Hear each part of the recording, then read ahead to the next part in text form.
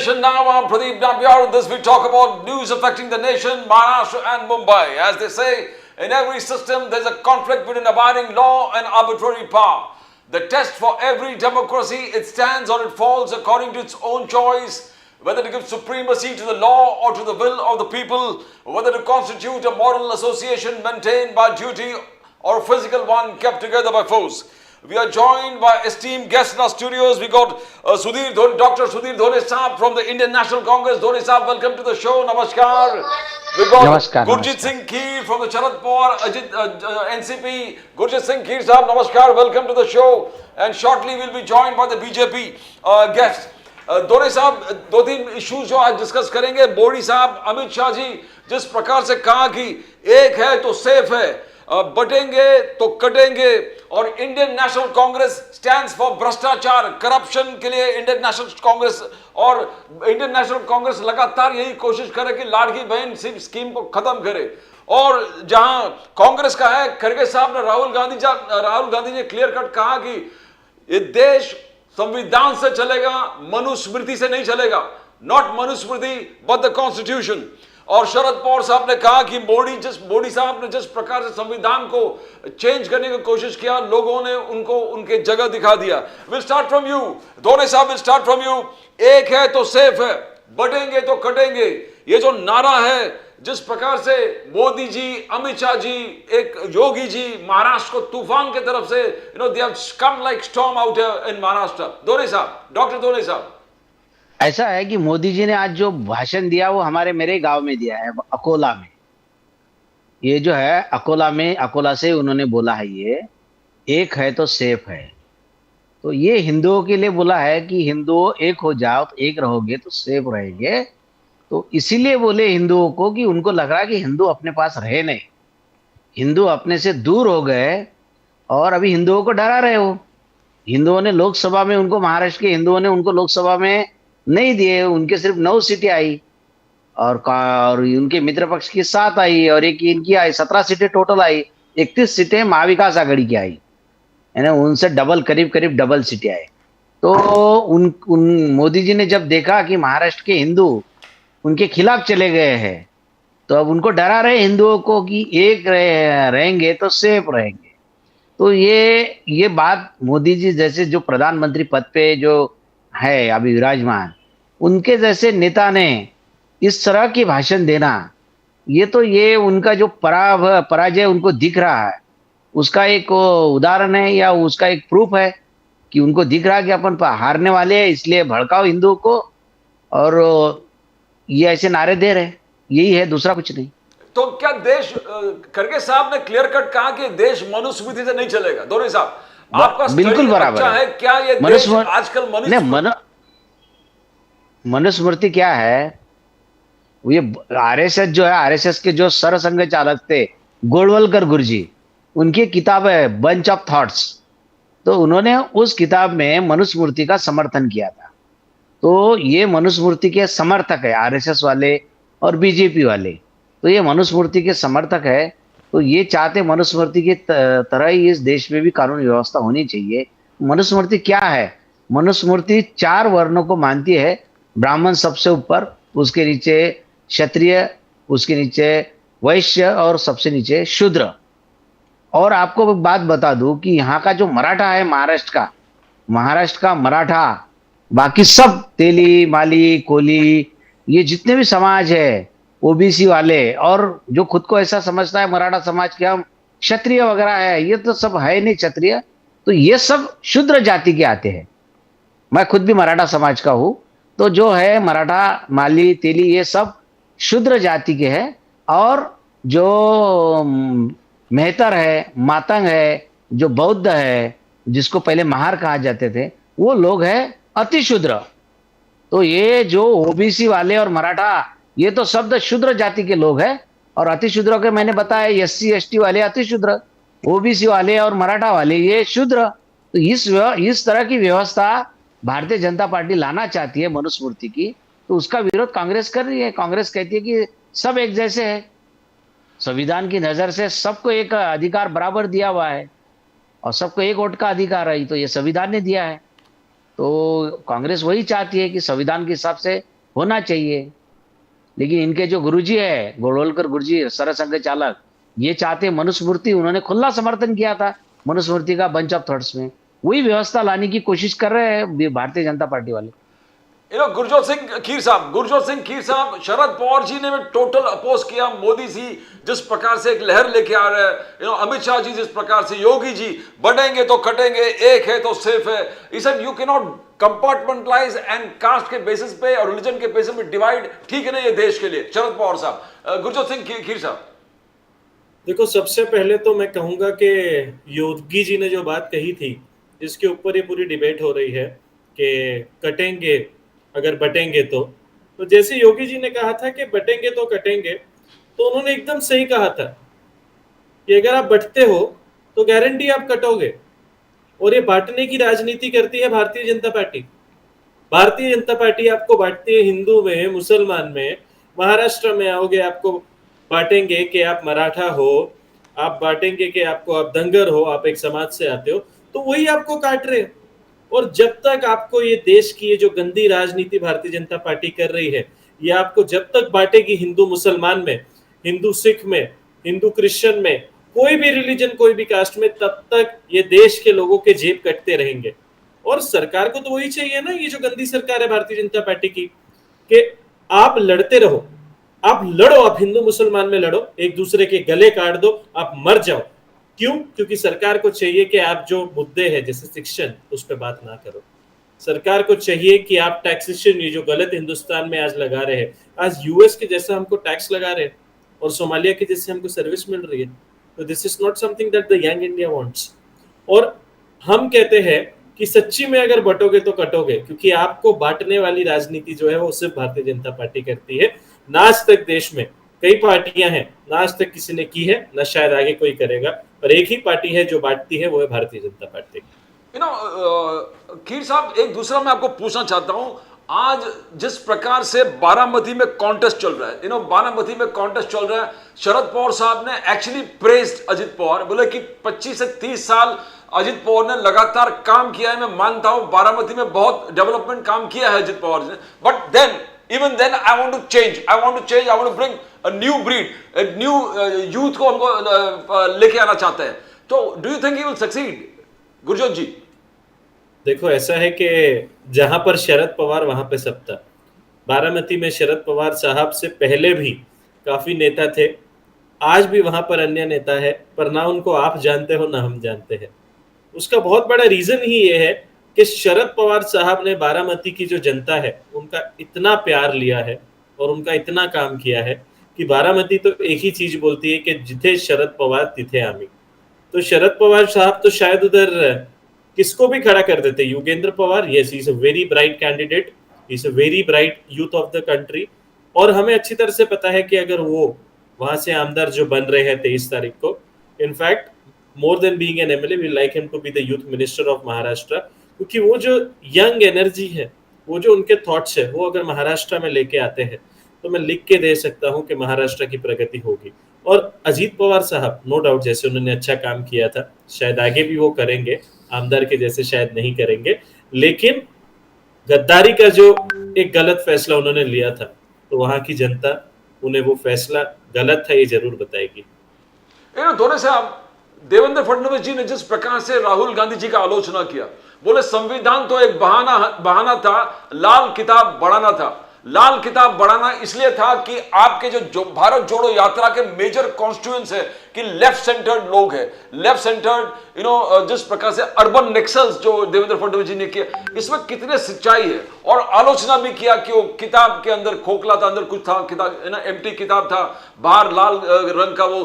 तो how do you describe Devendra Fadnavis ji का description जो राहुल गांधी जी का किया कि संविधान तो एक बहाना था, लाल किताब बढ़ाना था? धोनी साहब, तो लाल किताब क्या है? लाल किताब तो संविधान ही है ना। जो लाल किताब जो बता रहे थे कि लाल रंग पे इनको ऑब्जेक्शन है, मोदी जी के हाथ में भी वही है और अमित शाह के भी हाथ में हुई है, उन्होंने भी दिखाया कई बार, ये वही लाल किताब बताई कॉन्स्टिट्यूशन की। तो ये लाल किताब क्या है? तो ये कॉन्स्टिट्यूशन की है। ये कोई हरे रंग की जो बोल रहे हैं वो गलत बात है। ऐसा नीले रंग का जो बता रहे कि नीले रंग की रहती है, तो नीले नहीं, लाल कलर की है। हमने देखा है मोदी जी के हाथ में अमित शाह के हाथ में भी लाल कलर का है। तो ये तो संविधान तो है, किताब जो बोल रहे हैं कि संविधान का बहाना है। और वो कोई देशद्रोही संगठन थोड़ी है, वो भी देश के लिए लड़ते हैं। वो जो बोलते हैं वामपंथी, या ये कोई देशद्रोही लोग थोड़ी है।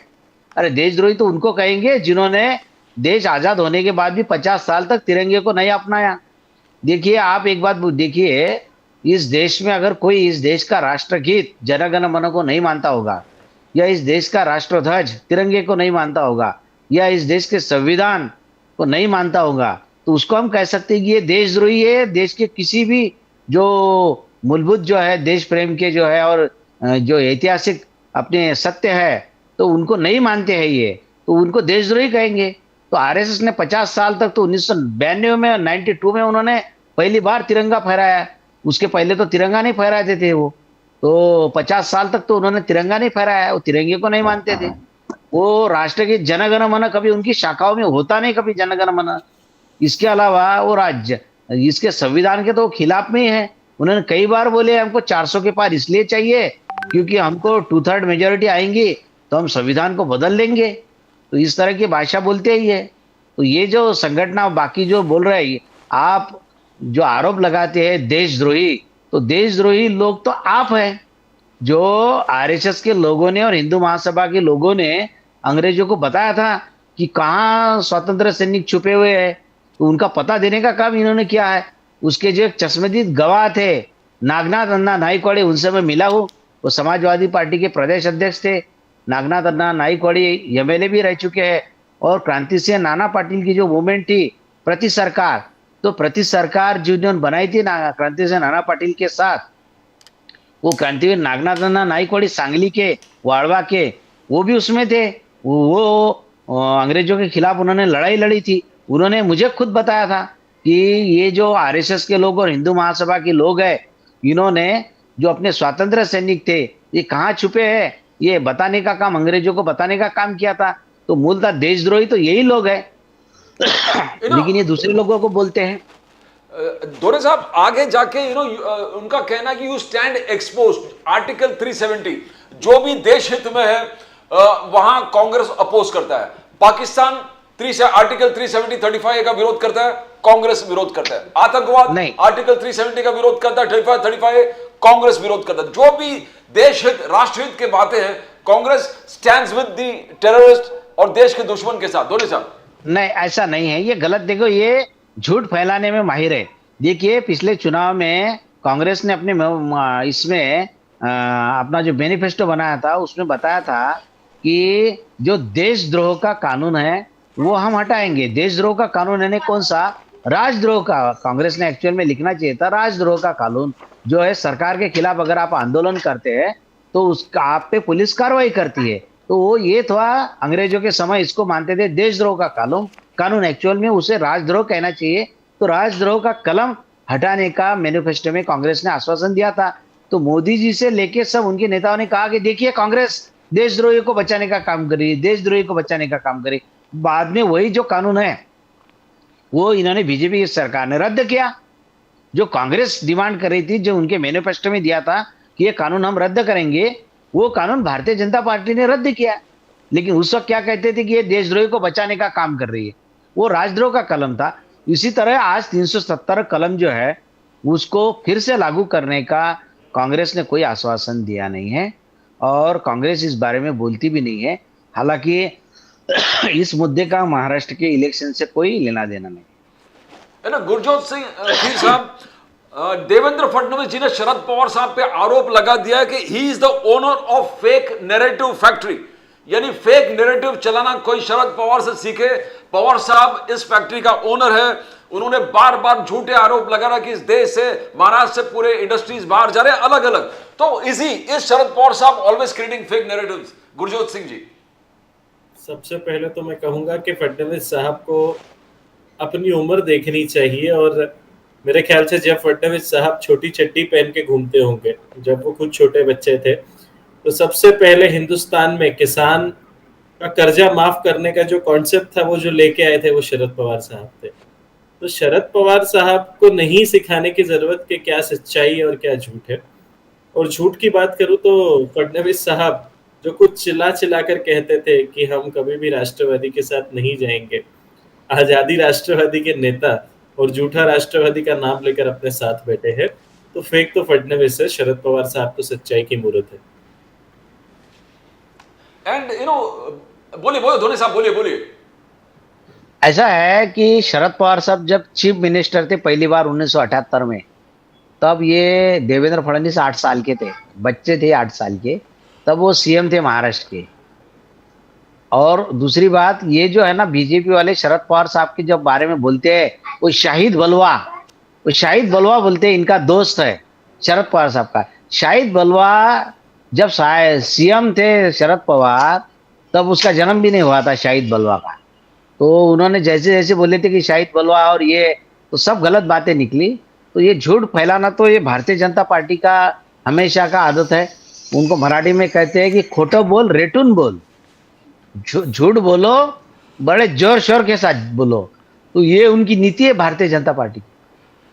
धोनी साहब, वी वांट टू नो, अभी जिस प्रकार से मोदी साहब फडणवीस साहब दोनों एक ही मंच पर थे, फडणवीस साहब डेवलपमेंट की बात है, डेवलपमेंट जिस प्रकार से कहा, अब पालघर में जो वाधवान बंदर 76,000 करोड़ का प्रोजेक्ट है, वही मंच पर वसाई विरार और पालगल के लिए फडणवीस जी ने कहा कि मैं तीसरा एयरपोर्ट का रिक्वेस्ट करता हूं कि जहां भी हम लोग लैंड रिक्लेम करते हैं वहां पर एयरपोर्ट होना चाहिए, और मैं मुंबई के लिए थर्ड एयरपोर्ट यानी उस एरिया में पालघर वसाई विरार इस क्षेत्र में वो डेवलप करना चाहता है। और मोदी साहब मंच पर वो भी कहा कि इस, तो क्या आपको डेवलपमेंट का लहर नहीं दिख रहा है?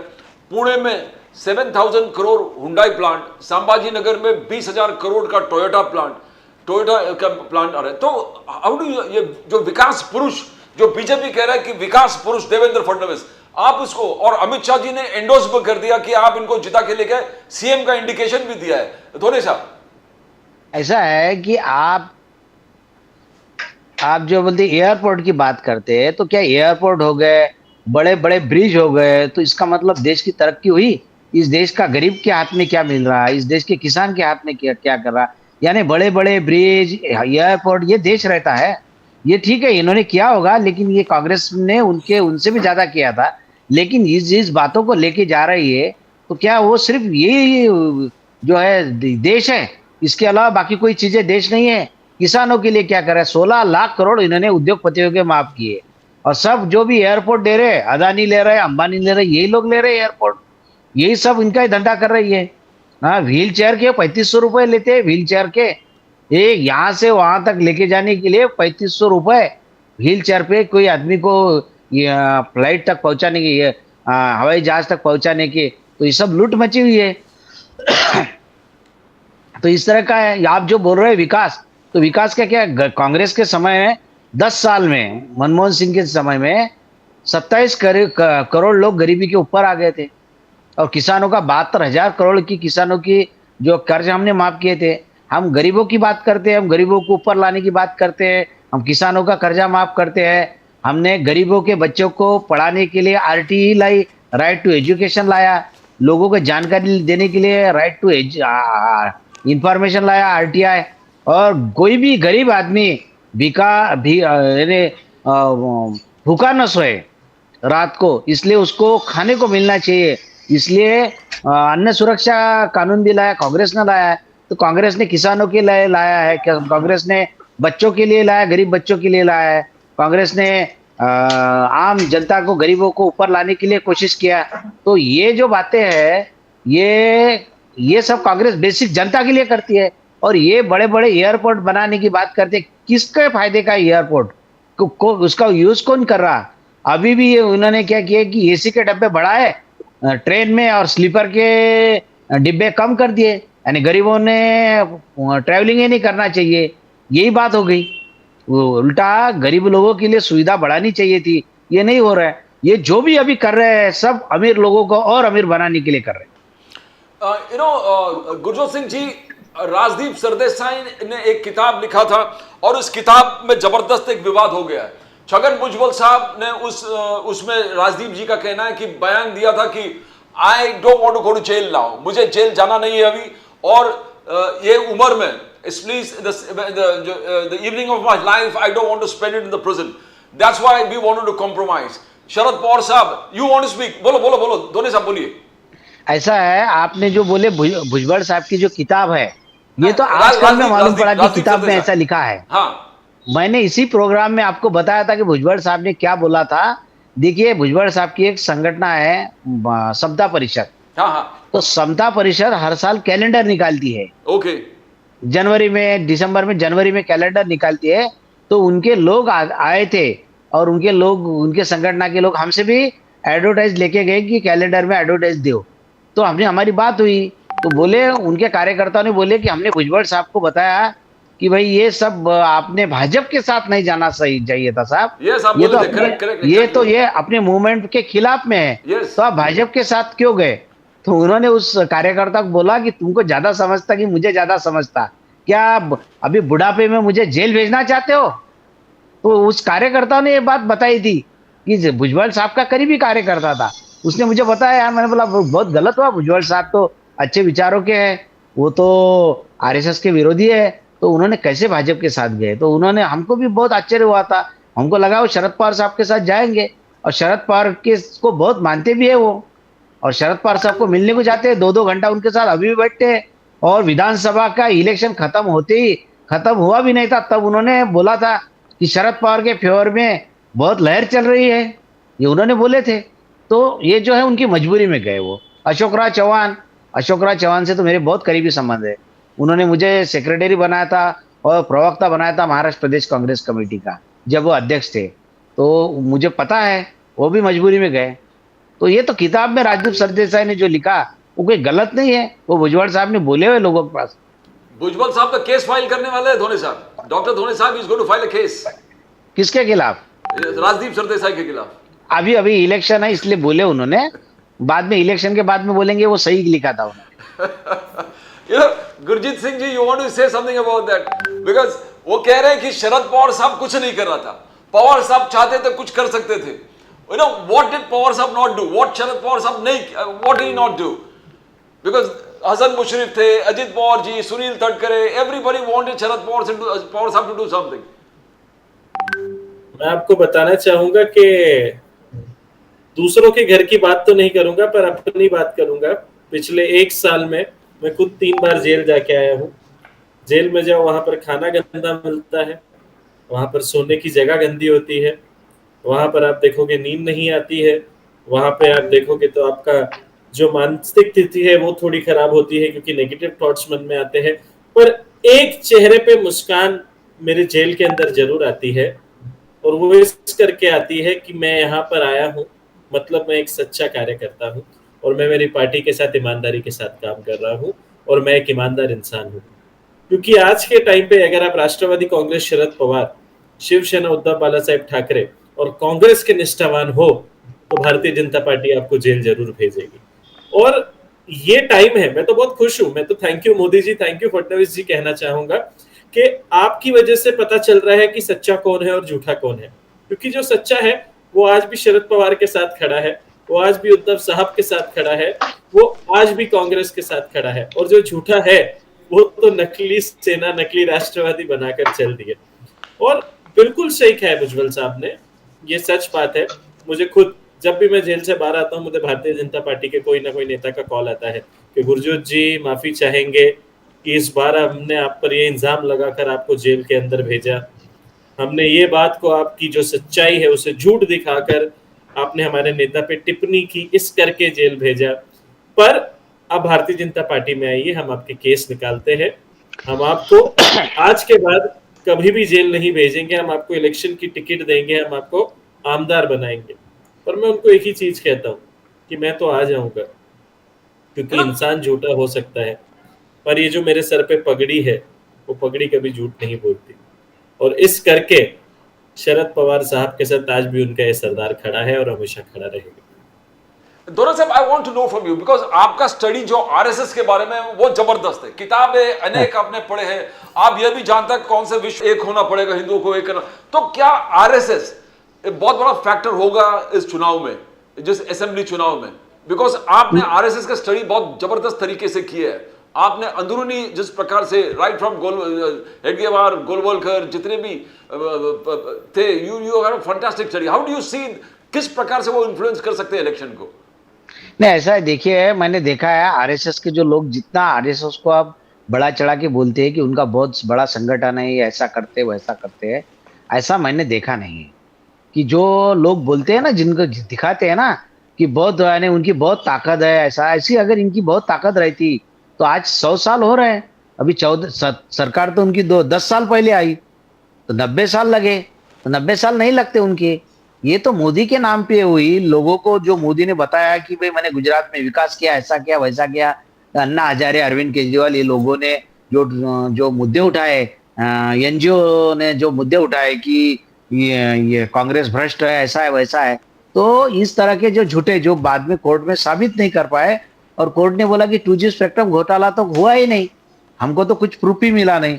तो इस तरह के जो ये चल रहा था, जो माहौल बनाया और सत्ता लाई आरएसएस। जहां तक आरएसएस की बात है, तो आज आरएसएस के जो लोग हैं वो भाजपा से नाराज है। हमारे अकोला की बात बताता हूं, यहाँ पे अकोला की जो एक्स मेयर है अश्विनी हाथवड़ने, जो ब्राह्मण समाज की है, तो वो आरएसएस की है और भाजपा की थी, महापौर थी अकोला महानगर पालिका की। कल ही उन्होंने प्रेस कॉन्फ्रेंस लिए और वो उनके पति और एक दूसरे गिरीश गोखले करके, एडवोकेट गिरीश गोखले, जो पहले कारपोरेटर थे, तो तीनों ने मिलके प्रेस कॉन्फ्रेंस लिए और तीनों भी ब्राह्मण समाज के हैं। तो उन्होंने बोले कि ये हमारे ब्राह्मण समाज के लोगों को और आरएसएस के लोगों को दबाने का काम कर रहे हैं भारतीय जनता पार्टी के जो यहाँ के विधायक है। तो यही बात हर जगह है। जहां तक आरएसएस की ताकत है नहीं है वो बाद में की बात है, लेकिन आरएसएस के लोग भाजपा से बहुत नाराज है कि उन्होंने एक तो पार्टी फोड़ी उन्होंने, और उन्होंने शिवसेना फोड़ी तो उसका इतना दुख नहीं रहा, लेकिन शरद पवार के पार्टी को फोड़ने के बाद वो अजित पवार को साथ में लेके आए। हालांकि ये लोग सब शरद पवार साहब के खिलाफ में, लेकिन उनका कहना था कि शरद पवार के भतीजे को साथ में लेने की कोई जरूरत नहीं थी। तो आरएसएस के लोग भी नाराज है, आरएसएस के लोग भी कोई दिल से उनका काम नहीं कर रहे। और इनकी इसके पहले भी उन्होंने जब भी काम भी किया था तो मुझे कोई ऐसा इतना असर दिखा नहीं। ये सब जो था कांग्रेस के 10 साल की सरकार थी केंद्र में, और पूरा एंटी इनकम्बेंसी हुई थी, और जो झूठ फैलाया था कि कांग्रेस ने ऐसा किया वैसा किया और ये 2G स्पेक्ट्रम घोटाला हुआ, ऐसा हुआ, और उसके बाद में जो ये तो उनके जो एडवोकेट उज्जवल निकम, उन्होंने क्या बोला था कि बिरयानी, कसाब को बिरयानी खिलाई गई थी, बिरयानी मांगा था और सरकार ने बिरयानी दी। बाद में उन्होंने पलट दिया इस बात को कि ऐसा नहीं हुआ था। तो ये फेक नैरेटिव बना के कांग्रेस की बदनामी की गई, उसके बाद सत्ता परिवर्तन हुआ। उसमें आरएसएस का कोई योगदान नहीं है।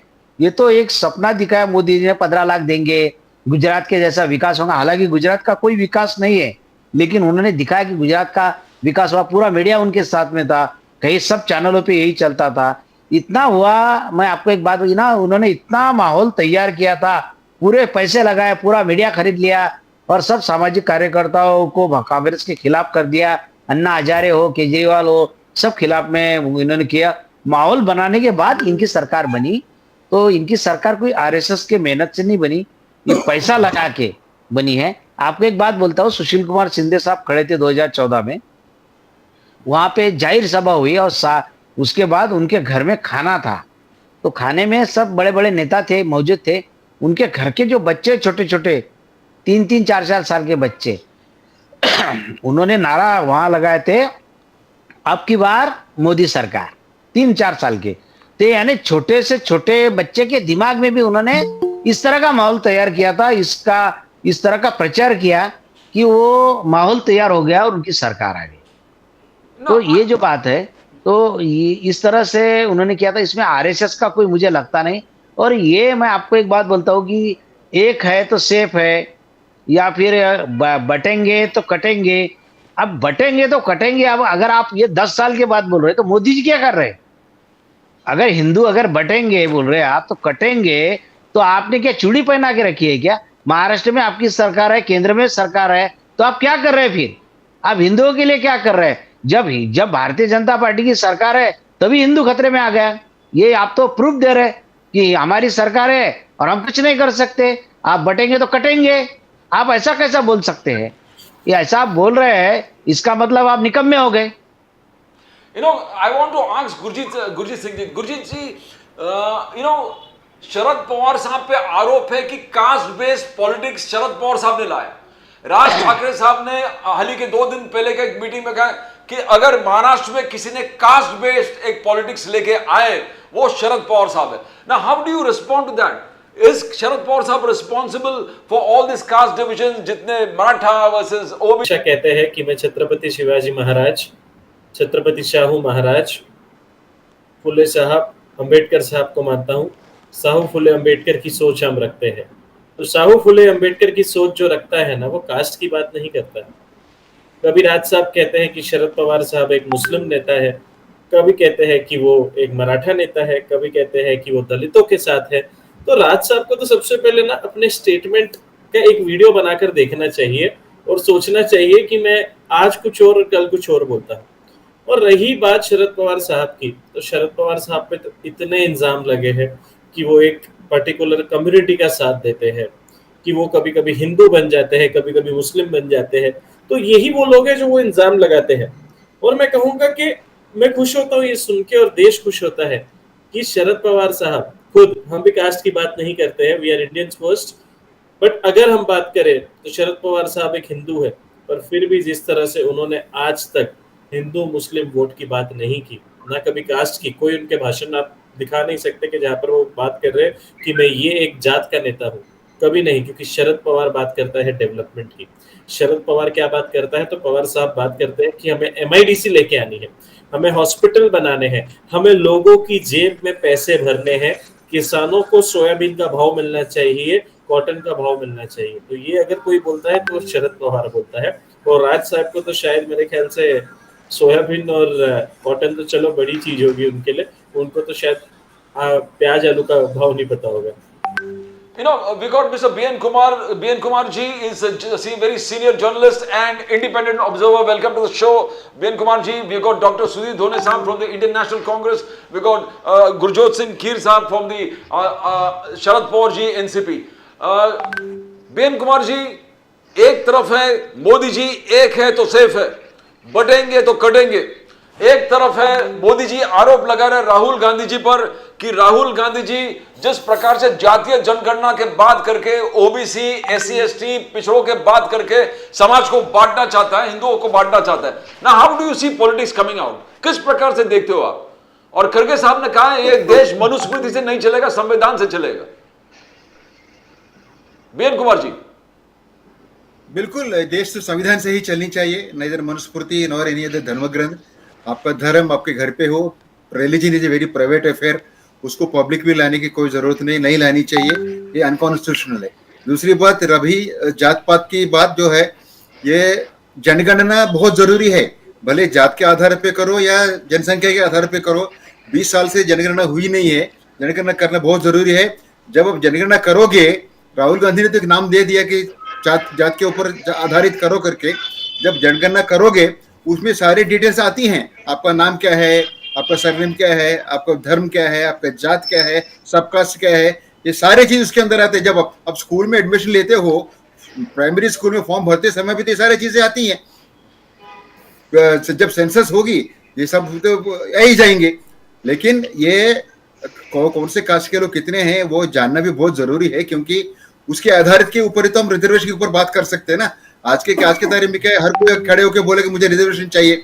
अभी तमिलनाडु में देखिए आप लोगों ने, वहां पर ब्राह्मण्स भी रिजर्वेशन मांग रहे, क्योंकि ब्राह्मण साइड माइनॉरिटी। अब महाराष्ट्र देखोगे, पुराने हिसाब के अनुसार 60% लोग यहाँ पर दलित है, दलित, ओबीसी, SC, ST, ये सारे चीज बैकवर्ड क्लासेस मिलाकर। तो और प्रधानमंत्री जब बात करते हैं इन चीजों की, ये प्रधानमंत्री पद का गरिमा नहीं है, वो आपको तोड़ रहे हैं उस चीज को, क्योंकि प्रधानमंत्री को इस चीज के ऊपर बात करने की जरूरत नहीं। कल धुले का उनका मैंने भाषण देखा, सुना था और देखा भी, आदिवासियों में इतने सारे कास्ट से करके अब जाके मालूम पड़ा, ये कास्ट से लड़ा, वो कास्ट से, वो कास्ट से, इस कास्ट से, जितने भी कास्ट बाकी सारे इसमें है वर्णों में, उन सबका नाम लेकर बोले इसके खिलाफ उसको खिलाफ इसको कांग्रेस लड़ा रही है। मैंने तो कभी सुना नहीं था कांग्रेस ऐसा कुछ क्या करके। कांग्रेस के ऊपर अक्सर यही बात लगती थी कि वो डिवाइड एंड रूल कर रहे हैं, मुस्लिम्स की इन लोग तरफदारी करते हैं, वो एक एलिगेशन थी। लेकिन अभी नई चीज लाया प्रधानमंत्री ने, ये एक इट इज वेरी अनफॉर्चुनेट, क्योंकि लोगों के सामने मुद्दे क्या है उसके ऊपर बात कीजिए ना। आपने प्रॉमिस किया 2 करोड़ जॉब पर ईयर, वो नहीं हुआ। आपने एम्प्लॉयमेंट की स्थिति जैसी की तैसे ही है। इकोनॉमिक ग्रोथ के बाद देखो उसका भी तो कोई ठाव ठिकाना नहीं, क्योंकि जो आंकड़े हम प्रेजेंट करते हैं IMF को, वर्ल्ड बैंक को वगैरह को, they are all the official figures. उसका कोई प्राइवेट ऑथेंटिकेशन नहीं है कि हाँ भाई भारत 7.6 या 7.3 के रेट से ग्रो हो रही है। अगर वो हो रही है तो पर कैपिटा इनकम क्या है, उसका GDP, उसका ग्रोथ के बारे में कोई बात नहीं करते हैं। अगर इतने ही तेज से स्टेट बढ़ रहा है, अपने को चाइना के ऊपर डिपेंड करने की जरूरत नहीं छोटी छोटी चीजों के लिए। अब जाके सोलर पावर के ऊपर थोड़ा बहुत हम डिपेंडेंसी कम किया, फिर भी सेल जो है वहीं से आती है। इतने सारे इलेक्ट्रिक व्हीकल बना रहे थे, उसका सेल भी चाइना से आ रहा था। और हम लोग एंटी चाइना करके बात करते हैं, और आपका more than half 40% of your drug industry, pharma industry is dependent on China. तो ये वो प्रोग्रेस के ऊपर बात कीजिए ना, वहां से कब आपको मुक्ति मिलेगी, किस तरह से आप इंडिपेंडेंटली ग्रो कर सकोगे, पर कैपिटा इनकम कब बढ़ेगा, उसके बारे में बात कीजिए। अगर आपका इतना ही तेजी से प्रोग्रेस चल रहा है तो आपके 80 करोड़ लोगों को, यानी कि लगभग 60% देश की जनता को हम फ्री में राशन दे रही हैं। ये बहुत शर्म की बात है from the public point of view. अगर मैं उस OBC SC ST पिछले वर्ग का आदमी हूँ, मेरा परिवार है, मुझे हर महीना जाके वो क्यू में खड़े रह के राशन लेने की जरूरत पड़ती है। और अभी भी उसको बजटरी प्रोविजन है, ऐसे नहीं कि सर कोविड वाला प्रोविजन था, कोविड में किया, ठीक है, अच्छी बात है, उसके बाद में कंटिन्यू कर रहे हो, करो, जरूरी है, जिसको जरूरत है जरूरतमंद लोगों को देनी चाहिए। लेकिन वो काम करते समय आदमी को स्वावलंबी बनाओ, उसका सेल्फ रिस्पेक्ट बरकरार रखो। ऐसे नहीं कि हर महीना उसको लगाओ लाइन पे और आप बोले को फ्री में देंगे, कितने तक दोगे, कब तक दोगे आखिर। ये सारी चीजें जो है ना, बांटने का, वोट बांटने का एक काम है। और this kind of narrow politics should not be encouraged, should not, at least the prime minister should not come down to this kind of a level. Pradeep दोने साहब आप पे आरोप है, इंडियन नेशनल कांग्रेस पे आरोप है तुष्टीकरण का। बार बार मोदी जी, अमित शाह जी, देवेंद्र फडणवीस जी हर प्लेटफॉर्म पे लोगों को याद दिला देगा आर्टिकल 370, जम्मू एंड कश्मीर से जिस प्रकार से विद्रोह की रीइंस्टेट आर्टिकल 370, ट्रिपल तलाक पे आप हमेशा थोड़ा एक वाइब्रेंट, आपका व्यूज एकदम ठीक नहीं है।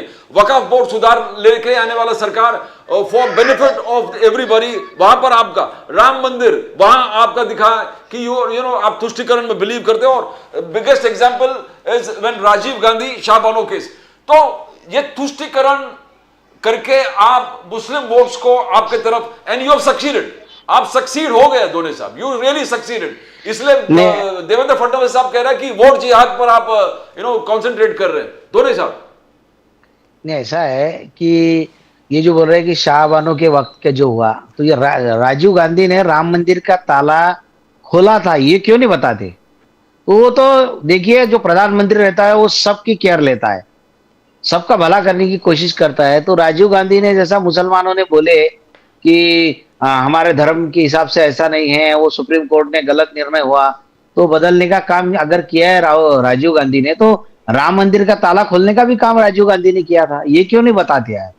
जहां तक है तुष्टीकरण की बात है, अभी 370 कलम की बात है, तो जम्मू कश्मीर में जो अभी फारूक अब्दुल्ला बने हैं, उनका लड़का, तो यहाँ पे कोई सरकार में कांग्रेस शामिल नहीं है, उन्होंने बोला है कि हम 370 हटाएंगे। कांग्रेस उसके बारे में नहीं है, कांग्रेस का इस बारे में ऐसा नहीं है जैसा जम्मू कश्मीर, वो फारूक अब्दुल्ला की जो पार्टी है उनका स्टैंड और कांग्रेस का स्टैंड एक जैसा नहीं है।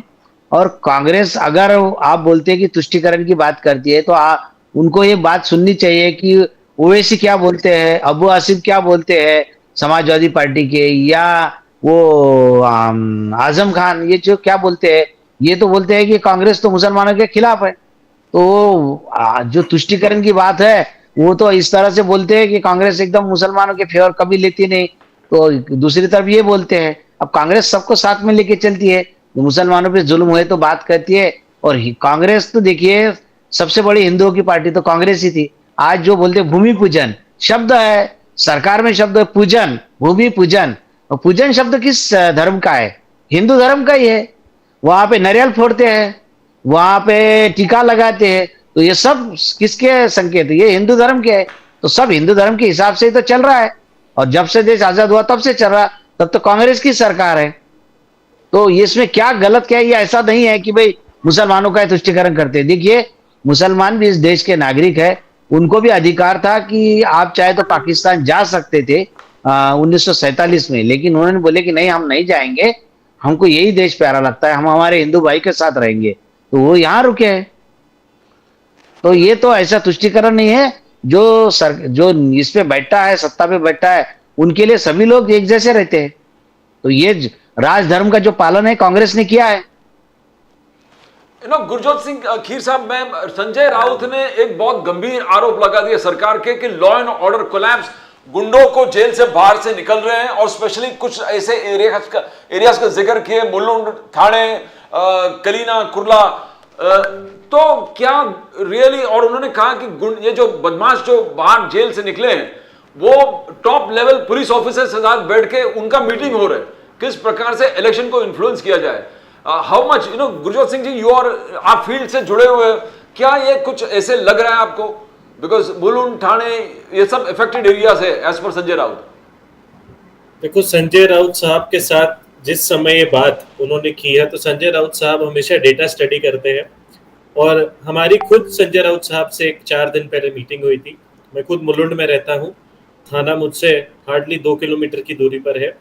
तो हमने ये माहौल वहां पर देखा, और हमने ये कंप्लेन राउत साहब को की थी कि अचानक से मुलुंड के हमारे सीनियर पीआई हो गए, थाने के पुलिस ऑफिसर्स हो गए, इनको बदला जा रहा है।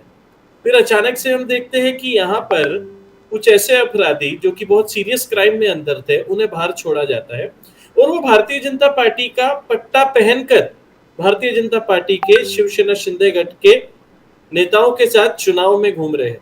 और इनका मकसद एक ही है, ये एक ही मकसद से चलते हैं कि आप जाओ, आप जाकर वहां पर जो दूसरी पार्टी है, जैसे मुलुंड में कांग्रेस है, इनके कार्यकर्ताओं को डराओ और धमकाओ, और आप इनको जाकर कहो कि आप अपने घर पे बैठो, आप प्रचार मत करो। तो ये जो गुंडागर्दी सरकार कर रही है, मैं कहना चाहूंगा कि 2014 से 2024 10 साल हमने गुंडागर्दी देखी है, और मैं एक युवक हूँ, खून हमारा भी खोलता है, कायदा कानून अब तक हमारे हाथ में है। लेकिन मैं इतना ही कहूंगा कि वो जो गुंडे, जो भाड़े के गुंडे इन्होंने बाहर निकाले हैं जेल से, मैं कहना चाहूंगा, विनती करूंगा पुलिस को, सरकार को और लॉ एंड ऑर्डर को कि आप जल्द से जल्द उन्हें अंदर भेजिए। वो गुनहगार है, उन्हें बाहर घूमने का अधिकार नहीं है, आप इलेक्शन के लिए उन्हें बाहर निकाल रहे हो। और अगर वो हमारे में से एक भी कार्यकर्ता की तरफ आंख उठाते हैं या हाथ उठाते हैं, तो वो हाथ कैसे तोड़ने हैं, ये शरद पवार साहब की पार्टी अच्छी तरह से जानती है। थोड़ा गुरजोत सिंह खीर साहब, you level some very serious, because आप खुद मुलुंड से हो। मुलुंड एपिसेंटर ठाणे है, मुलुंड है, कुर्ला है, तो थोड़ा और एग्जैक्ट आप कह रहे हैं कि गुंडे बाहर घूम रहे हैं, ये बहुत सीरियस चार्जेस आप लगा दिए गुरजोत सिंह खीर साहब। हम नाम लेके बता सकते हैं, अगर नाम लीजिए ना प्लीज। हम नाम लेके बता सकते हैं। मुलुंड के जो कैंडिडेट है मिहिर कोटेचा, हाँ, उनके साथ आप उनकी फोटो देखिए, वो फोटो में आपको दिखेंगे वो गुंडे। आप एकनाथ शिंदे के साहब के साथ देखो, जाकर उनके बेटे के साथ देखो, वहां पर आपको वो गुंडे दिखेंगे। और ये जो गुंडे हैं, ये गुंडे घूम इस करके रहे कि उन्हें लोगों को डराना है। जैसे मुंब्रा का मैं एग्जांपल देता हूँ, मुंब्रा में एक हिंदू कैंडिडेट जितेंद्र आवाड साहब खड़े हैं, और वहां पर मुसलमान उनका साथ दे रहे। क्यों? क्योंकि वहां पर मुसलमानों को पता है कि हिंदू मुसलमान इस देश में एक है। और वहां पे माहौल बिगाड़ने के लिए मुंब्रा में भी ऐसे हो रहा है कि क्रिमिनल्स को बाहर जेल से लेके आकर मुंब्रा में छोड़ रहे हैं। फिर वो जो क्रिमिनल्स है, मैं कहूंगा क्रिमिनल का कोई मजहब नहीं होता, तो अगर शायद वो हिंदू है या शायद वो मुसलमान है, अगर वो मुसलमान है और उन्होंने कुछ गलत काम किया, फिर वो हिंदुओं को जाके कहेंगे कि देखो मुसलमान गलत है। और अगर वो हिंदू है तो मुंब्रा की जो पॉपुलेशन है ज्यादातर वो मुस्लिम है, तो उन्हें कहेंगे देखो मुसलमानों के अगेंस्ट हिंदू ये काम कर रहे हैं। तो ये जो बटेंगे तो कटेंगे की बात है, वो योगी जी एकदम सही कर रहे हैं, क्योंकि ये बांटती बीजेपी है, ये काटती भी बीजेपी है, ये बांटती भी बीजेपी, और देश का पिछले 10 साल में काट ही रही है। डॉक्टर दोरे साहब, I want to ask you, because ये सीरियस चार्ज है जो संजय राउत जी ने लगाया कि क्रिमिनल्स को जेल से बाहर निकाला है। और अभी गुरजोत सिंह खीर साहब ने मिहिर कोटेचा, बीजेपी कैंडिडेट, एकनाथ शिंदे जी जो थाने में खुद वो सीएम है, वो वहां पर मुंब्रा में आवाड जी, जितेंद्र आवाड को जिस प्रकार से तकलीफ दिया जा रहा है गुंडों को बाहर निकालकर जेल से, तो ये कितने आपके क्षेत्र में किस प्रकार से देखते हो? क्या ये प्रभाव इस प्रकार से, बिकॉज ये खुलेआम आज संजय राउत ने प्रेस कॉन्फ्रेंस, जिम्मेदार आदमी है, एक पार्टी के मुख्य प्रवक्ता, शिवसेना के नेता है, तो वो कोई ऐसी गलत बात बोलते नहीं, उनके बाद जब प्रूफ रहते हैं तो ही बोलते हैं। तो आज उनके दिल से जो है ये जेल का डर जा चुका है। उनको भी जेल में डाला था और बहुत गलत इल्जाम में उन पे जेल पे डाला था। 15 लाख रुपए के लिए उनको जेल में डाला कि 15 लाख रुपए का हिसाब नहीं मिला और उन्होंने कैश में दिए थे। हालांकि उन्होंने कैश में नहीं दिए थे और उस वक्त वो कानून ऐसा था 2015 के पहले कि अगर कैश में भी देते हैं तो चल सकता था। वो बाद में कानून बना कि 15 लाख ऊपर आप जो है अमाउंट जो है 2 लाख के ऊपर जो है अमाउंट कैश में देने को चलता। जो झूठे आरोप में उनको फंसाया गया, उनको धमकाया गया और उनको जेल में भी डाला गया, लेकिन फिर भी वो डरे नहीं, डट के रहे। आज अनिल देशमुख और संजय राउत दोनों के बारे में लोग बोलते हैं कि यही असली शेर है। और वो जो कभी संजय राउत जिम्मेदार आदमी है, वो गलत नहीं बोलते। उन्होंने जो बोला सही है, उनके पास पूरा डाटा है। देखिए संजय राउत साहब की एक खासियत में बोलता हूँ, वो हर जिले में उनके पास लोग हैं, हर जिले में वो फोन करके पूछते हैं वो टिकट दे, किसको शिवसेना का टिकट देना है। ये कांग्रेस के लोगों को पूछते हैं, राष्ट्रवादी शरद पवार के पार्टी के लोगों को पूछते हैं, फोन कर करके एक एक जिले में लोगों को फोन करते हैं। उनके हर जिले में बहुत कॉन्फिडेंशियल लोग हैं, पत्रकारों में उनके अच्छे संबंध है, तो वो बात करके ही जब उनके पास प्रूफ आता है तभी बात करते हैं। वो झूठ बोलते नहीं, वो सही बोलते हैं। संजय राउत साहब, संजय राउत साहब ने बोली हुई कोई बात ऐसी बताइए कि उन्होंने ये बात बोली थी वो झूठ निकली।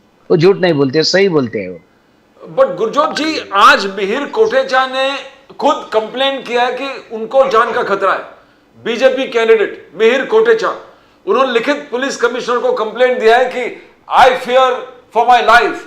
और यहां आप आरोप कर रहे हैं कि वो गुंडों के साथ घूम रहे हैं, फोटोग्राफ्स वगैरह। ना व्हाट हकीकत क्या है?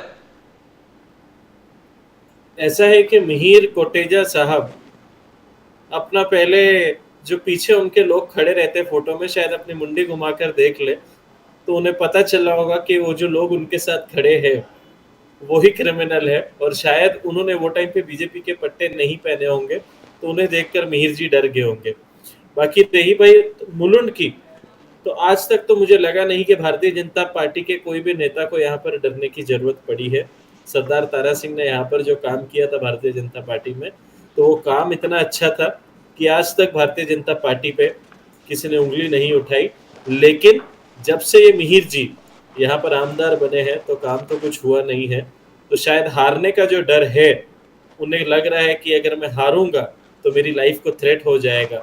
शायद हारने के बाद ने मुझे कुछ हो ना जाए, मेरा वो टाइम पे दिल की धड़कनें तेज या स्लो ना हो जाए, तो शायद वो डर उन्हें लगा होगा। और वहाँ पे कैंडिडेट भी सामने राकेश शेट्टी खड़े हैं, तो शायद राकेश शेट्टी ने पिछले एक हफ्ते में उनकी दिल की धड़कन इतनी तेज कर दी कि आज शायद मिहिर कोटेचा जी को लाइफ का थ्रेट लग रहा है। बाकी जोक्स अपार्ट, ऐसा कुछ भी नहीं है। ऐसा मुलुंड में वातावरण कभी ना बना है, ना कभी बनेगा। और गुंडागर्दी मुलुंड में अगर कोई करती है तो वो भारतीय जनता पार्टी करती है।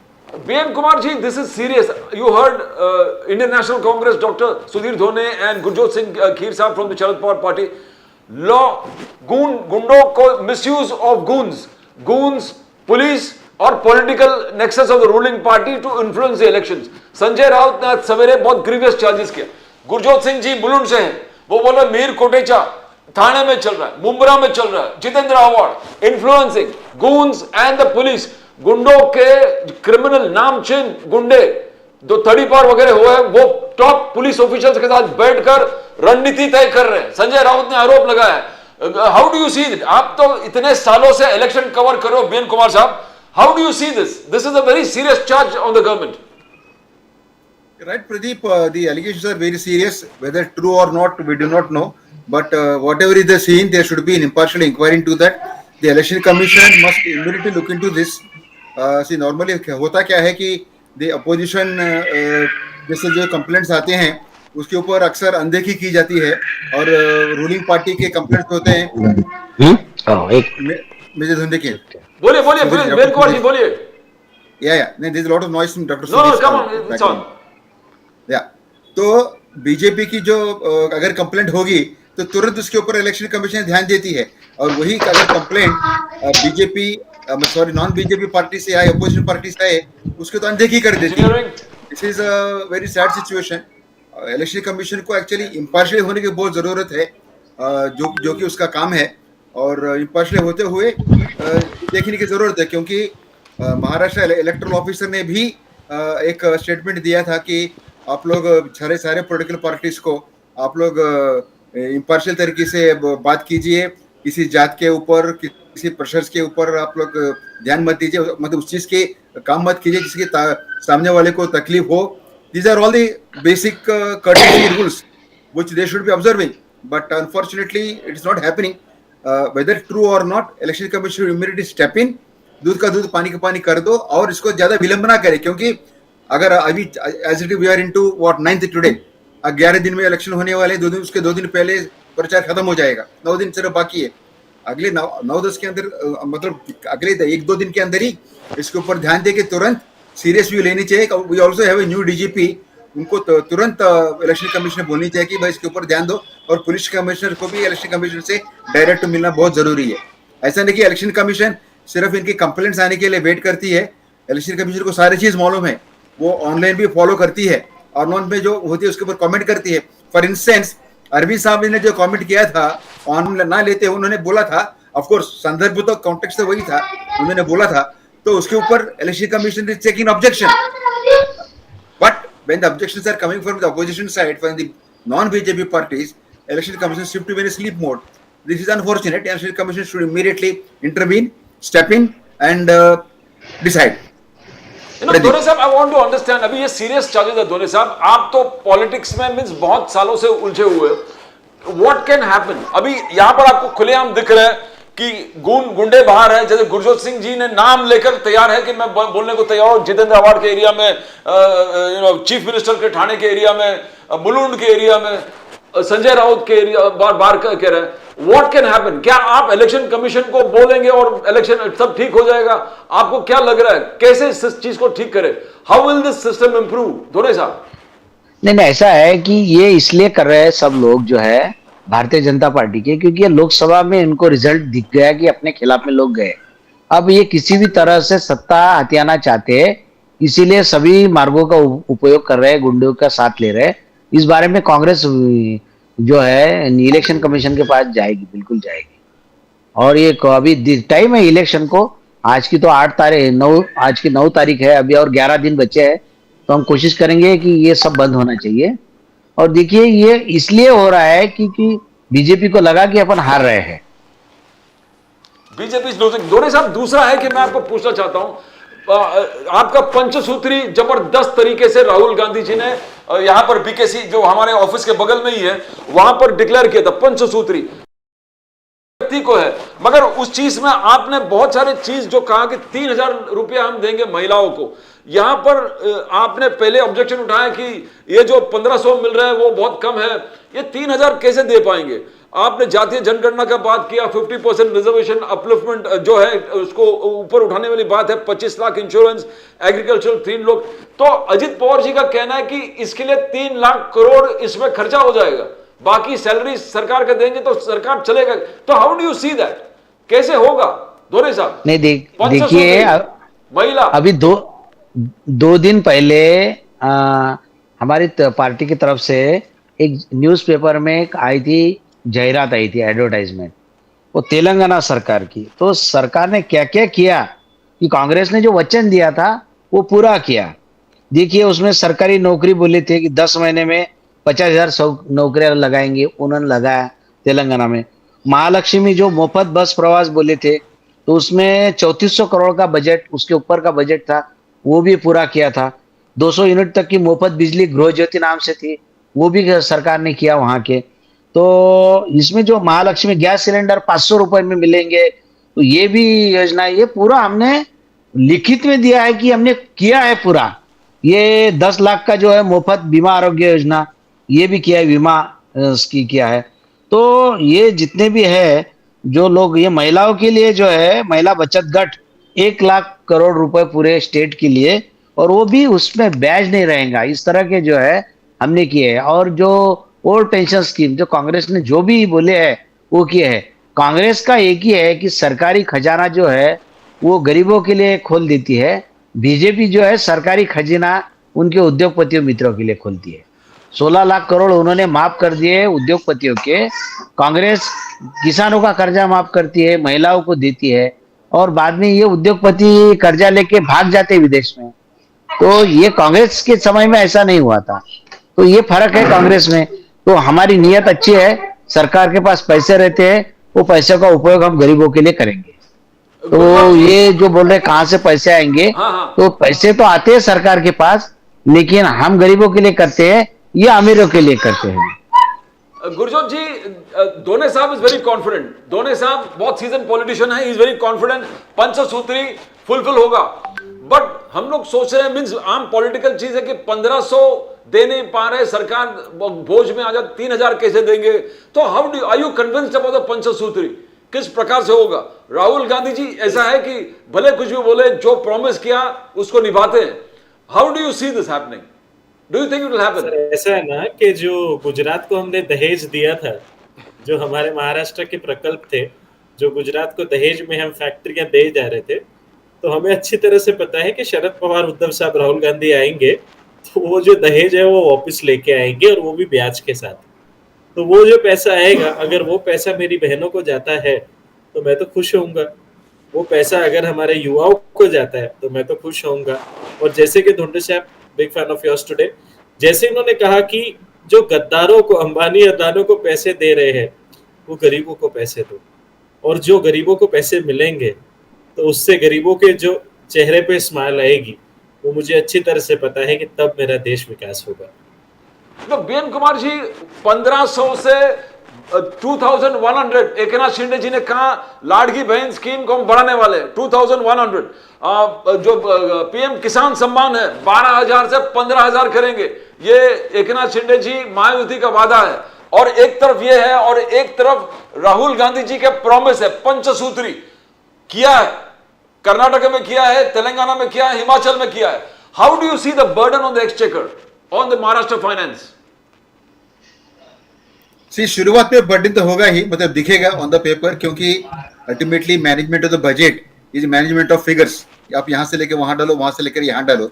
और सबसे पहले जो बजटरी लीक्स जो होते हैं ना, उसको प्लग करने की बहुत जरूरत है। दिल्ली में भी ये सवाल उठा था, दिल्ली के भी बहुत सारे वेलफेयर स्कीम्स थे। आपका मोहल्ला क्लिनिक हो गया, फ्री एजुकेशन हो गया, और high level education in all the schools, समान एजुकेशन उन्होंने लाए थे। काफी सारे पानी, फ्री बिजली, ये सारे वेलफेयर स्कीम दिल्ली ने भी इम्प्लीमेंट किया था। और अरविंद केजरीवाल ने डंके की चोट पे कहा था कि ये सब करते हुए भी हमारा बजट सरप्लस में है, हम लॉस में नहीं है। अगर ये नहीं हो सकता है बजट लीक्स। सपोज आपने 100 रुपया एक काम के लिए एलोकेट किया होगा, करप्शन है, लीक्स है, ये सारी चीज अगर बंद की जाए तो it is possible. Yesterday I was listening to Raj Thackeray in Navi Mumbai. Raj Thackeray कह रहे थे कि नासिक में उन्होंने जो रास्ते बनाए थे वहां पर खड्डे नहीं है अभी। बाकी अब पुणे देखो, मुंबई देखो, नागपुर देखो, कुछ भी शहर में, हैदराबाद में, कोई भी शहर में जाओ आपको वहां पर खड्डे दिखेंगे। बारिश हुई, मानसून आई, खड्डे दिखेंगे। राज ठाकरे ने कहा था, मैंने कॉन्ट्रैक्टरों को बुला के पूछा, इसमें नासिक में आप लोग एक कॉन्ट्रैक्ट दी गई है, आप रास्ते बना पाओगे इस खर्चे पे, इस पैसे में? बोला हाँ बिल्कुल बना पाएंगे। खड्डे नहीं होंगे? बोले बिल्कुल नहीं होंगे। इसमें कहीं लीक है, किसी को आपने टक्केवारी दे रहे हो, शेयर दे रहे हो? उन्होंने बोला नहीं दे रहे हैं। राज ठाकरे ने बोला बिल्कुल देने के नहीं किसी को भी, कोई पूछेगा तो मुझे बताओ। और दूसरी बात, अगर कहीं खड्डा दिखा, उसी खड्डे में आपको खड़ा करके मैं आपको मारूंगा, थप्पड़ मारूंगा आपको मैं, ऐसा उसने पब्लिक मीटिंग में कहा था। अगर इस सारी चीजें, करप्शन, लीकेज जो है उसको बंद की जाए, it is possible. Most of the things में सरकारी खर्चे में तो यही तो होता है, सरकारी आंकड़े में, सरकारी एलोकेशन। जैसे राजीव गांधी ने एक जमाने में कहा था कि 100 रुपए एलोकेट होता है, 25 रुपए भी आखिरी आदमी तक जाता नहीं है, मतलब उसमें खर्चा होता नहीं है, बाकी सब करप्शन में निकल जाता है। बीएमसी में, एनएमएमसी में, कॉर्पोरेशन में, कई सारे म्युनिसिपल कॉर्पोरेशन में हमने देखा है, हम लोगों ने सुना भी है कि करप्शन किस लेवल के होता है। ये सारे करप्शन आप बंद कर दो, it is possible, it can be done. ये लेकिन एक ही है कि top man should decide, government should be very strict, और सीसीटीवी कैमरा हर जगह लगनी चाहिए। अगर कोई भी कंप्लेंट हो, आपने एक नायक करके पिक्चर आया था जिसमें अनिल कपूर हीरो थे, एक दिन का सीएम उन्होंने करके दिखाया था आपको, that was a movie scenario, but it is possible. Picture में बनाने के लिए प्रोड्यूसर के पास, कहानी लिखने के पास आइडियाज कहाँ से आती है? वो तो अपने समाज को देख के करते हैं ना। इट इज डेफिनेटली पॉसिबल, कर सकते हैं। अगर एकनाथ शिंदे सरकार विदाउट एनी बजटरी प्रेशर 1500 को 1500 के 2000 कर सकते हैं। ये 2000 से 3000 करने में कोई बड़ी बात नहीं है। It is possible. दोनों साहब, यू हर्ड बीएन कुमार जी, उन्होंने राज ठाकरे साहब के बारे में बात की है। राज साहब ठाकरे ने यह भी कहा कि डेवलपमेंट प्लान है, मनसे के पास डेवलपमेंट प्लान है, डेवलपमेंट करेंगे, नासिक मॉडल के बात किए। बट उन्होंने यह भी बोला कि मस्जिद से भोंगे हटा देंगे, मस्जिद से भोंगे हटा देंगे। कैसे दोनों साहब, कैसे देखते हो आप? इज इट जस्ट नहीं, ऐसा है, मस्जिद में जो भोंगे रहते हैं वो कितने रहते हैं? 5 बार नमाज होती है और वो ज्यादा से ज्यादा 2 या 3 मिनट तक चलती है। तो उसमें इतना लोगों को परेशानी का काम नहीं। एक तो सुबह सुबह होती है, तो 5 बार जो होती है तो 5 बार अजान होती है। तो उसमें यानी ये तो सिर्फ लोगों को भड़काने के लिए। अभी राज साहब का क्या है, राज साहब के पास कोई मुद्दे बचे नहीं, उनकी पार्टी भी खत्म हो गई। एक जो आया था उनका एमएलए, वो तो उसके खुद के बलबूते पे आया था, तो उनकी पार्टी खत्म हो गई। अब वो ये कैसा है, ये पहले मराठी का मुद्दा लेते हैं, फिर हिंदुत्व का मुद्दा लेते हैं। इस बार उन्होंने मोदी जी का प्रचार किया, पिछले साल 2019 में उन्होंने भारतीय जनता पार्टी के खिलाफ प्रचार किया, उन्होंने हर जिले में सभा लगाई और भाजपा के खिलाफ किया। उसके पहले बोलते थे 2014 में मोदी जी अच्छा है, वो विकास करेंगे। तो ये उनकी जो भूमिका हमेशा बदलती रहती है। और उन्होंने शरद पवार साहब के बारे में बोले कि जब से आए हैं तो महाराष्ट्र में जातिवाद का ये बना, जाति असली जातिवादी तो राज ठाकरे है। राज ठाकरे, मैं आपको बोलता हूँ, इतना स्पिरिटेड आदमी है, जो जिजा माता के बारे में और छत्रपति शिवाजी महाराज के बारे में वो जो बहुलकर ने लिखा था, हस्तलिखित दिए थे, जेम्स लेन को बताया था। तो शिवाजी महाराज की बदनामी हुई थी, जिजा माता का चरित्रांकन हुआ था, वो सब बात बोलने वाला बहुलकर था। लेखा के बाद शिवसेना, राज ठाकरे भी शिवसेना में थे तब। तो राज ठाकरे इतना स्पिरिटेड आदमी है कि वो जाके बहुल करके घर पे गए और बोले हमारे शिवसैनिकों ने आपके मुंह को कालिक लगाई, इसके लिए मैं माफी मांगता हूं। तो माफी मांगी। राज ठाकरे कभी किसी से माफी मांगते हैं? एक बहुल करके थे माफी मांगी उन्होंने, जिसने शिवाजी महाराज का और छत्रपति शिवाजी महाराज और जिजा माता का अपमान किया, उनके बारे में गलत जानकारी जेम्स लेन को दिए, उसको कालिक पहुंची शिवसैनिकों ने, तो उसको माफी मांगने का काम राज ठाकरे ने किया है। तो राज ठाकरे बहुत ही स्पिरिटेड आदमी है, वो आरएसएस के विचारों का ही आदमी है। दोनों साहब, come to the end of the program, 1 minute में तीनों अगर संवाद सारांश कर सकते हैं, हाउ डू यू सी दोनों साहब, किस प्रकार से आप देखते हो इलेक्शन किस मोड़ पे जा रहा है? दोनों साहब, नहीं, इलेक्शन किस मोड़ पे जा रहा है ये तो मोदी जी दिखा रहे हैं। मैं हमेशा बोलता हूं कि मोदी जी किस तरह का भाषण देते हैं उस पर से देखिए। मोदी जी के पास पूरा ये है, उनके पास सर्वे रिपोर्ट रहते हैं, उनके पास पुलिस यंत्रणा है, गृह डिपार्टमेंट है, उनके पास सरकारी मशीनरी है। सबसे ज्यादा मालूम रहता है कि किधर जा रहा इलेक्शन, ये तो मोदी जी बता सकते हैं। मोदी जी ने बता दिया किधर जा रहा, हिंदू जा रहे हैं बीजेपी के खिलाफ, इसलिए वो बोल रहे हैं कि बटेंगे तो कटेंगे। तो मोदी जी ने दिखा दिया कि हिंदू बीजेपी के खिलाफ जा रहे हैं, इसलिए वो धमकी दे रहे हैं हिंदुओं को कि आप बटो मत, हमारे साथ आओ, नहीं तो कट जाएंगे। मुसलमानों का डर है, 10 साल के बाद भी उनको ये ऐसा लग रहा है, तो ये उनकी नाकामी भी है। तो मुझे लग रहा है कि मोदी जी के भाषणों से, कल धुलिया में बोला, आज अकोला में बोला, एक है तो सेफ है। तो इस पर से मुझे दिख रहा है कि महाविकास आघाड़ी की सरकार महाराष्ट्र में बनने जा रही है। फैंटास्टिक। गुरजोत कीर साहब, you know, how do you see it? शरद पवार साहब is absolutely confident.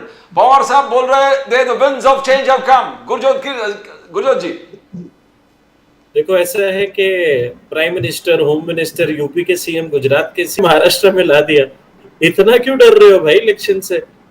ये डर है क्योंकि उन्हें भी अच्छी तरह से पता है कि आने वाली 23 तारीख को जब रिजल्ट आएंगे तो वो रिजल्ट में दिखेगा कि महाविकास आघाड़ी जीतने वाला है।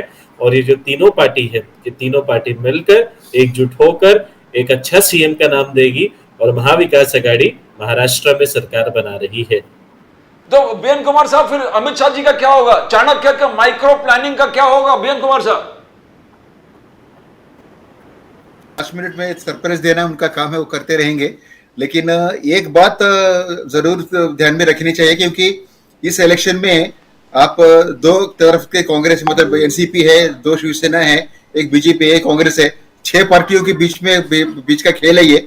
जो इसमें इस थाली में से किसको कितना मिलेगा, किसको कितना कटेगा, वो बहुत दिलचस्प बात है, देखने वाली चीज है। अल्टीमेटली इसमें काफी सारे वोट स्प्लिट होंगे। देखना यह है कि ये सारे पार्टियां कितनी वोटिंग कर पाएंगे। इलेक्शन कमीशन ने बोला था कि वेडनेसडे को, बुधवार को इलेक्शन रखेंगे ताकि कोई बाहर भाग ना जाए, मतलब छुट्टी लेके कोई जाएंगे नहीं, कम से कम यहाँ वहीं पर तो रहे, शहर में रखेंगे। It is interesting to see how this election, एक तो किसको कितना वोट मिलेगा और कितने वोट्स पोल होंगे, उसके ऊपर भी ध्यान देने की जरूरत है। थैंक यू बीएन कुमार साहब, थैंक यू धोनी साहब, डॉक्टर सुजीत धोनी साहब, thank you very much. Thank you Gurjot Singh Kheer साहब, thank you so much for being on the show. We come to the end of the program. We thank all. Dhoni साहब, thank you so much for being on the show. It has been a very very valuable discussion. और आप जब भी होता है discussion बहुत जबरदस्त तरीके से होता है. Thank you so much. Thank you BN Kumar ji. Thank you Gurjot ji. As we always end with the preamble to the Constitution, which says, "We the people hereby resolve to constitute India into a sovereign, socialist, secular, democratic republic, and to secure to all its citizens justice, equality, liberty, and fraternity. Justice that is social, economic, and political. Equality before the law and equal protection of rights. Freedom of speech, expression, faith, worship, and belief, and right to life, liberty, and pursuit of happiness." When we talk about fraternity, eternal brotherhood, believing in the territorial and political integrity of the nation. As we always say, whichever political party in power or the opposition have to work together to see the pillars of the Constitution are safe and secure. Because if the pillars of the Constitution are safe and secure, the Republic survives, the Constitution survives, and if the Constitution survives, the Republic and the people of the Republic survive. Please subscribe to the channel. Subscribe to Nation Now. जिन्होंने